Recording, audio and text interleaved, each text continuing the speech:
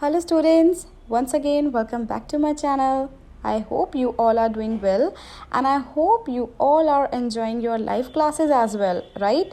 Students, please make sure that you must help your friends as well to install the app and inform them about the live classes as well, okay? So students, by now I expect that most of you have already purchased your study material. So what is your task? That you have to keep on doing your back exercises by yourself for practice. Okay. See, assignment questions you have to do in your notebook and back exercises you will be doing in the book of grammar, right, for your practice. And if you face any problem in those questions, you can always ask me in the comment box. Now let's talk about today's video session. So students, in the recent videos we have already covered this chapter, that is your chapter number 2, subject and predicate. Yeah, that's right. Now in today's video lesson, what we would be doing? We will be doing a short recap just to revise this topic. So without any delay, let's begin. So students, first of all comes a very important thing, that is your subject, right? Since the chapter is all about your subject and predicate, so I am expecting that most of you must be knowing about a subject, right? Obviously, if we are studying a chapter, subject and predicate, we must know that what is a subject, right? So what is a subject? I hope you all know. Can you tell me what is a subject? So, the subject is the one which performs any actions in a sentence, right? I told you earlier also that whosoever is doing any action, right? So, the doer is the one who is performing any action. So, that doer would be my subject, okay? So, students, this subject can be a noun, it can be a pronoun, or we can have any name of a person, right? If we talk about subject, there could be a noun, and I hope you all must be knowing what is a noun. You all know what is a noun? If you remember, you must have played that game, name, place, animal, thing. So what is that? Yes, that is your noun, right? So whenever we have any noun, we have any pronoun, and now what are pronouns? Those words which are used in place of noun. So if I have I, you, they, he, she, so all these are my pronoun. So my subject can be a noun, it can be a pronoun, or it can be a name of a person.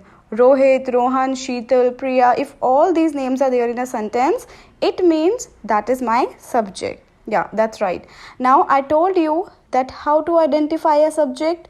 Can you tell me how to identify? Yes, to identify subject in a sentence, we need to ask the question. Okay, we have to ask who and what, and the answer which we will obtain, that would be our subject. Okay. Now let's talk about that in any sentence the part is divided into two. Okay, my sentence is divided into two parts. One part is subject, which we have just talked, and the other part would be predicate. So what is a predicate? I told you that predicate is that part which tells about the action being done by the subject. Okay, so basically your predicate contains verb. Okay, it is the telling part, the one which tells you further about the work which is already done by the subject. Okay, so now we will try to learn all this with the help of few examples. Okay, and students, make sure that whenever you are doing any grammar chapter, you must mark all these things, that what is your subject, what is your predicate, what is your verb. All these things are very important, so always maintain keynotes for your help. Okay, let's see the first example. Birds fly. Now I told you that you have to find out by using the trick who and what. Okay, students, it's not necessary always that to find out a subject and predicate I need a very long sentence. Okay, I can even find out subject and predicate in two words. If I talk about this example, birds fly, right? We have two words here. So what is my subject? My subject is birds. Okay, and what birds are doing? They're flying, right? So here this fly is my verb, so that means it is my predicate. Can you see how easy it is? Let's talk about second example. Mohan is an engineer. Full stop. Mohan is an engineer. So now What is my subject? As I told you, subject can be a noun, it can be a pronoun, it can be a name of a person. So here Mohan is a name of a person, right? So this means that Mohan is my subject, and the rest of the part is an engineer. This is my predicate, as it is telling me further about the subject. Okay, let's talk about next example.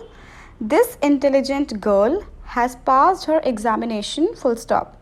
Now students, you need to understand this content well, that what should be my right subject. Now if I have this intelligent girl, you have to see that what is given. Okay, here the subject is girl, but what is this intelligent? What is this part?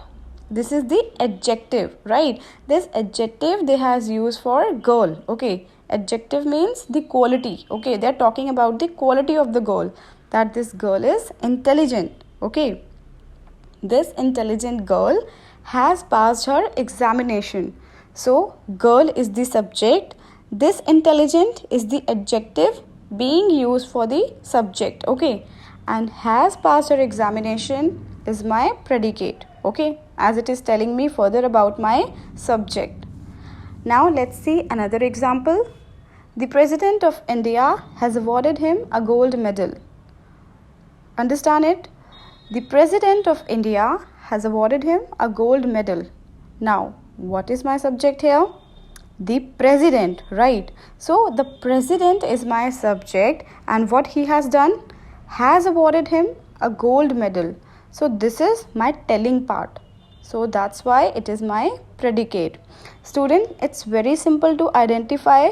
All you need to do is you have to understand that how we can identify our subject and how to identify the predicate. Now students, there are few exceptions which you need to understand, and for this you need to understand that how we are using these. Okay, it depends upon the sentence that how we can actually find out the subject and predicate. Let's see these sentences. There's a beautiful garden in front of my house, full stop. Now can you see how my sentence begins? It is beginning with there. Can I say there is my subject? Can I say this is my subject? Once again, listen to it. There is a beautiful garden in front of my house. Now students, you must be thinking that what type of a sentence is this? In this, if I see the subject, can there is my subject? Yes, can I say that there is my subject? So what happens, we will see the other sentences and then I'll explain you. Okay, it has been raining heavily since morning. It has been raining heavily since morning.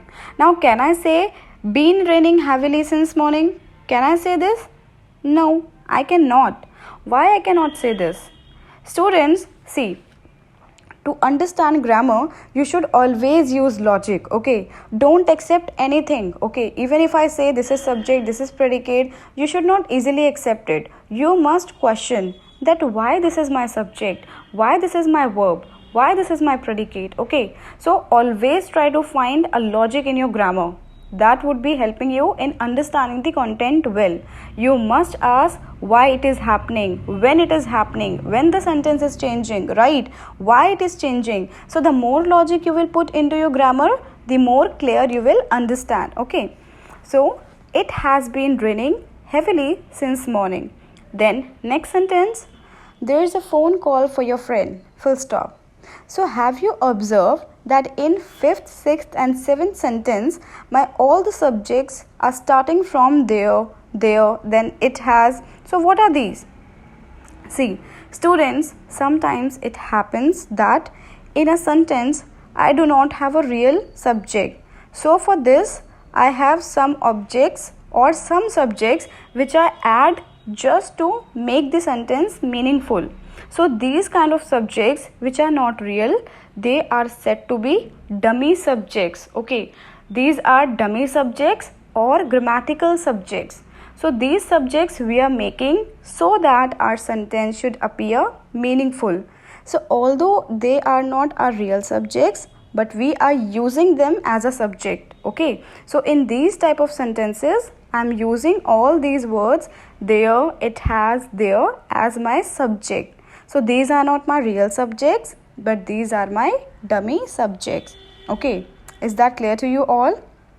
So students, in recap, we would be only discussing all these things, because in the next recap we will be further discussing about the compound subject and compound predicate. So I hope this much is clear to you all, right? So students, now there is very important instruction for you all, that those who have already purchased their books and study material, they can already start practicing their grammar questions in the book itself, and if there would be any doubt, they can ask me in the comment box. But those students who have not purchased, you have to purchase it. Okay beta, all your items are already available at school. Okay, so you have to go there and you have to tell your parents that they will get you all those things. It is already available in school, so that you will start practicing and start learning. Okay, and the second thing, that there would be some instructions which you have to follow while attending your live sessions. Okay, because I can see there are a lot of disturbances while attending your live classes. Sometimes there is noise from back, right? You are watching TV as well, sometimes there is music in the background. So better you have to avoid all those things. Okay, you have to sit in a separate room with the headphones, right, so that you will understand all the things, and make sure you have good internet connectivity. So I would be giving some instructions in the description box, so do read those instructions. Okay, so students, that's it for today's class. Now I'll meet you all in the next video lesson. Till then, keep on practicing, keep on learning, and yes, don't forget to like the video, subscribe to my channel, and share the videos with your friends and classmates. Goodbye, take care.